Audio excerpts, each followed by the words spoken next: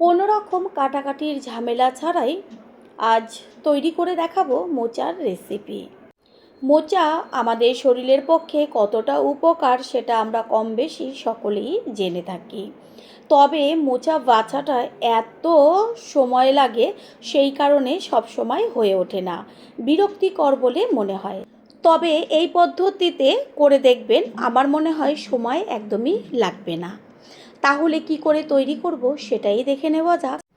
এখানে মোচা নিয়েছি আর মোচাটাকে ছাড়িয়ে নেব। ছাড়াতে সবাই পারে, তবে প্রথমবার যারা মোচা ছাড়াবেন তাদের জন্যই এটা শেয়ার করা। প্রথমে মোচাটাকে নিয়ে মোচার ওপরে যে একটা খোলা থাকে সেটাকে ছাড়িয়ে নিতে হবে। তারপরে যে ফুলগুলো থাকে মোচার সেটাকে আস্তে আস্তে খুলে নিয়ে ঠিক এইভাবে পাটে পাটে খোলাগুলোকে খুলে ফেলতে হবে।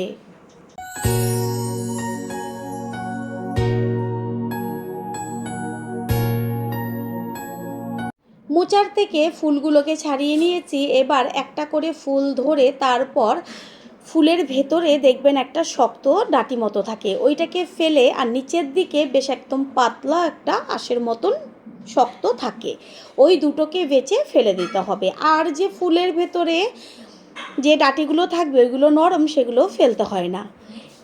এইভাবে প্রত্যেকটা ফুলের ভেতর থেকে শক্ত ডাঁটি মতো যে অংশটা থাকে ওইটাকে ফেলে আর নিচে পাতলা আঁশের মতন শক্ত অংশটা দুটোকেই ফেলে দিতে হবে।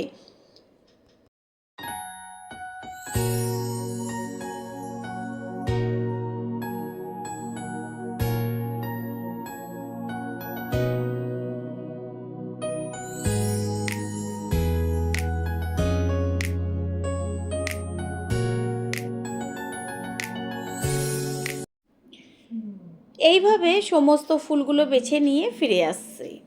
এখানে সব ফুলগুলো বাছা হয়ে গেল। এবার কোনো রকম কাটাকাটির দরকার নেই, ভালো করে জল দিয়ে ধুয়ে নেব। ফুলগুলোকে ধুয়ে নিয়েছি। এবার এখানে নিয়েছি একটা প্রেশার কুকার। প্রেশার কুকারের মধ্যে এবার সমস্ত ফুলগুলোকে দিয়ে দেব কালারের জন্য হলুদ গুঁড়ো, পরিমাণ মতন জল আর হচ্ছে লবণ। এগুলোকে একটু জলের সাথে মিশিয়ে নিয়ে তারপরে প্রেশারের ঢাকনাটা আটকে দেব। জলের পরিমাণ একটু বেশি হলেও কোনো সমস্যা নেই। প্রেশার কুকারটা গ্যাসের ওভেনে বসিয়ে দিয়েছি। এবার হাই ফ্লেম করে 3টে সিটি দিয়ে নেব। ঠিক এইভাবে 3টে সিটি দিয়ে নিয়েছি। এবার গ্যাসটা অফ করে প্রেশার কুকারটা ঠান্ডা করে নেব। প্রেশার কুকার ঠান্ডা করে ঢাকনাটা খুলে এবার একটা বড় ঝাঁকির মধ্যে সম্পূর্ণ সিদ্ধ করে নেওয়া মোচাটাকে ঢেলে দিয়েছি। জলটা বেরিয়ে যাবে আর ঠান্ডা হওয়ার পরে জলটাকে ফেলে দিয়ে তারপরে একটা পাত্রে তুলে নেব। মোচার থেকে বেরোনো জলটা সমস্তটাই ফেলে দিয়েছি। এটা ঠান্ডা হোক। মোচা ঠান্ডা হয়ে গেছে। এবার হাত দিয়ে সমস্ত মোচাটাকে চটকে নেব। দেখা যাচ্ছে যে কত সুন্দরভাবে মোচাটা সিদ্ধ হয়ে গেছে। এটা আপনারা চাইলে মিক্সচার মেশিন বা শিলপাটাতেও একটু বেটে নিতে পারেন। তবে এত সুন্দর সিদ্ধ হয়েছে, আমি সম্পূর্ণ মোচাটাই হাত দিয়ে চটকে নেব। দেখাই গেল যে কোনো রকম কাটাকাটির ঝামেলা ছাড়া কত সুন্দরভাবে মোচা রান্না করা হয়ে যাবে। ঠিক এইভাবে সম্পূর্ণ মোচাটাকে ভালো করে চটকে নেব। এটা দেখে কেউ বলবে না যে মোচা কোনো রকম কেটে নেওয়ার ঝামেলা ছাড়াই এত সুন্দরভাবে তৈরি হয়ে গেল। এখানে একটা ছোট বাটি নিয়েছি আর তার মধ্যে দিয়েছি জল। জলের মধ্যে দিয়ে দিচ্ছি 1 চা চামচ পরিমাণ জিরের গুঁড়ো, 1 চা চামচ পরিমাণ ধনের গুঁড়ো, কালারের জন্য হলুদ গুঁড়ো, হাফ চা চামচের থেকেও কম পরিমাণ কাশ্মীরি লঙ্কার গুঁড়ো। তারপর চামচ দিয়ে ভালো করে জলের সাথে গুলে কিছুক্ষণ রেখে দেব। এতে কি হবে, মশলার গন্ধটাও ভালো হবে আর রান্নার টেস্টও আসবে। গ্যাসের ওভেনে কড়াইটা বসিয়ে দিয়ে তার মধ্যে দিয়ে দিচ্ছি সর্ষের তেল। তেল গরম হয়ে গেছে। গ্যাসের ফ্লেম লোতে রেখে দিয়ে দিচ্ছি হাফ চা চামচ পরিমাণ হলুদ গুঁড়ো। তেলের মধ্যে হলুদ গুঁড়োটা মিশিয়ে দেব ছোট ছোট করে কেটে নেওয়া আলু। তেলের মধ্যে হলুদ দেওয়ার কারণ হচ্ছে, তেলের মধ্যে যদি প্রথমে আমি আলুগুলো দিতাম তাহলে চারদিকে তেলটা ছিটত। এরকম হলুদ বা লবণ একটু দিয়ে দিলে একদমই কিন্তু তেল চারদিকে ছিটবে না। আলুর সাথে দিয়ে দিচ্ছি কাঁচা ছোলা। এটা আমি আগের দিন রাতে ভিজিয়ে রেখেছিলাম, আপনারা চাইলে মোচার সাথে সিদ্ধও করে নিতে পারেন। দিয়ে দিচ্ছি লবণ। হলুদ আর ব্যবহার করব না, কারণ তেলের মধ্যে হলুদ দেওয়াতে কালারটা হলুদ হয়ে যাবে। লবণটা মিশিয়ে নিয়ে গ্যাসের ফ্লেম মিডিয়াম টু লো করে দিয়ে আলু ছোলাটা ভালোভাবে ভেজে নেব। এমনভাবে ভাজতে হবে যেন ভাজাতে আলু সুন্দরভাবে সিদ্ধ হয়ে যায়, যেহেতু মোচা তো খুব ভালোভাবে সিদ্ধ রয়েছে।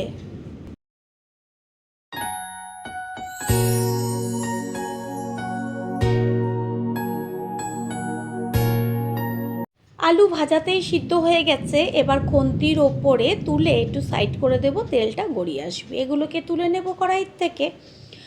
আর যে তেলটুকু রয়েছে তার মধ্যে আরেকটু সর্ষের তেল আমি ব্যবহার করেছি। এবার এর মধ্যে দিয়ে দিচ্ছি একটা শুকনো লঙ্কা, একটা তেজপাতা, গোটা গরম মশলা, এলাচ, দারচিনি, লবঙ্গ, আর একটু জয়িত্রী, আর 1 চা চামচ পরিমাণ সাদা জিরে। ফোড়নটাকে ভালো করে ভেজে নেব। ফোড়নের থেকে সুন্দর একটা গন্ধ বেরোচ্ছে। এবার দিয়ে দিচ্ছি কুচিয়ে নেওয়া পেঁয়াজ। এইখানে আপনারা চাইলে পেঁয়াজ যদি না ব্যবহার করেন সম্পূর্ণ নিরামিষও করতে পারেন। পেঁয়াজটা তাড়াতাড়ি মজে আসার জন্য দিয়ে দিচ্ছি স্বাদ অনুযায়ী লবণ। লবণটা বুঝে ব্যবহার করবেন, কারণ মোচা সিদ্ধর সময় লবণ ব্যবহার করা হয়েছে। পেঁয়াজটা গ্যাসের ফ্লেম মিডিয়াম টু হাই করে দিয়ে ভালোভাবে ভেজে নেব। পেঁয়াজের থেকে সুন্দর একটা কালার এসছে আর গন্ধও বেরোচ্ছে একটা ভাজা। এই পর্যায়ে দিয়ে দিচ্ছি 2 চা চামচ পরিমাণ রসুনের পেস্ট, আর দেব ঝালের জন্য কাঁচা লঙ্কার পেস্ট। এখানে আপনারা চাইলে কাঁচা লঙ্কাটা চিড়েও দিতে পারেন, ঝাল যে যেমন খাবেন সেই অনুযায়ী ব্যবহার করবেন।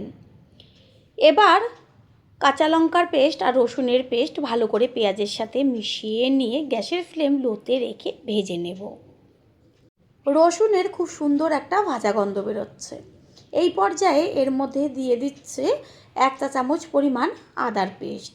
আদার পেস্টটাকে মিশিয়ে নেব, আর একইভাবে আদাটাকেও ভেজে নেব। আপনারা হয়তো বলতেই পারেন যে একেবারেই তো রসুন আদার পেস্টটা দিয়ে দিতে পারত। প্রত্যেকটা মশলারই একটা আলাদা আলাদা ফ্লেভার থাকে। আদা রসুনের বেশ ভাজা গন্ধ বেরোচ্ছে। এই পর্যায়ে এর মধ্যে দিয়ে দিচ্ছি কুচিয়ে নেওয়া টমেটো। একবারে সব মশলা দিয়ে রান্না করার পর যে টেস্টটা আসে, আর মশলাটা ভিন্ন ভিন্নভাবে একটু সময় নিয়ে যদি কষিয়ে নেওয়া হয়, সেই রান্নার টেস্ট সম্পূর্ণ আলাদা, তবে মশলা একই। টমেটোটা একটু খুন্তি দিয়ে ভেঙে চুরিয়ে দেব, যেন টমেটোটা মশলার সাথে মিশে যায় আর কাঁচা গন্ধটাও চলে যাবে একটুখানি কষিয়ে নিলে। টমেটোটা গলে গেছে। এই পর্যায়ে এর মধ্যে দিয়ে দিচ্ছি ওই যে জলের মধ্যে জিরে, ধনে আর হলুদ গুঁড়ো, লঙ্কার গুঁড়োটা মিশিয়ে রেখেছিলাম, সেই মিশিয়ে নেওয়া জলটা। এবার মশলাটা ভালোভাবে কষাতে হবে। প্রথমেই যদি ওই জিরের গুঁড়ো আর ধনের গুঁড়োটা একসাথে দেওয়া হতো, তাহলে কালারটা এত দারুণ আসতো না। দিয়ে দেব 1 চা চামচ পরিমাণ মিট মশলা। মিট মশলাটাকেও মিশিয়ে নেব। মশলার উপরে কত সুন্দরভাবে তেল ছেড়েছে, খুন্তি দিয়ে একটু ভালো করে ওপর নিচ করে মিশিয়ে দেব। মশলার থেকে সুন্দর গন্ধ বেরোচ্ছে, মশলাটা কষানো হয়ে গেছে। এই পর্যায়ে এর মধ্যে দিয়ে দেব ওই যে সিদ্ধ করে রেখেছিলাম মোচা, সেই মোচা। মোচা তো অনেক রকমভাবেই রান্না করেছেন, একবার এইভাবে তৈরি করে খেয়ে দেখুন, তারপরে সে কমেন্ট করে জানিয়ে যাবেন যে রেসিপিটা কতটা টেস্ট হয়েছিল। মোচা দিয়ে দেওয়ার পরে সাথে সাথেই দিয়ে দেব আলু আর ছোলা যে ভেজে রেখেছিলাম সেইগুলোকে।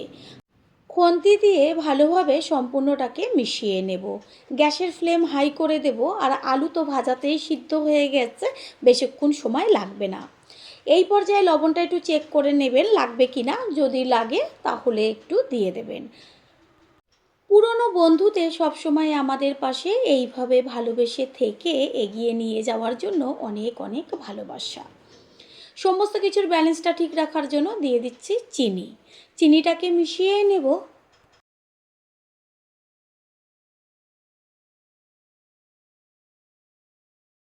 প্রথমবার যারা আমাদের চ্যানেল ভিজিট করছেন তাদের আন্তরিক শুভেচ্ছা ও অনেক ভালোবাসা।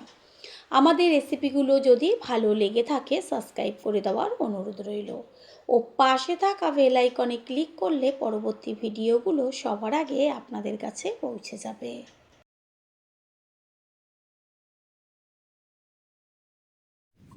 মোচা একদম তৈরি হয়ে গেছে। সবশেষে দিয়ে দিচ্ছি 1 চা চামচ পরিমাণ ছোটো চামচের গরম মশলার গুঁড়ো। গরম মশলার গুঁড়োটাকে ভালো করে এদিক ওদিক নেড়ে চেড়ে মিশিয়ে নেব। আর একটা কথা, মোচার মধ্যে যেন কোনো রকম জল জল ভাব না থাকে, বেশ একদম শুকনো শুকনো হবে সেইভাবে মোচাটাকে রান্না করে নিতে হবে। মোচা রান্না করে নেওয়া হয়ে গেল, গ্যাস অফ করে দেব। আর গ্যাস অফ করে দেওয়ার আগে দিয়ে দিচ্ছি 1 চা চামচ পরিমাণ গাওয়া ঘি। ঘিটা দেওয়ার সাথে সাথে গ্যাস অফ করে ঘিটাকে সম্পূর্ণ মোচার সাথে মিশিয়ে একটু ঢাকনা চাপা দিয়ে রাখবো।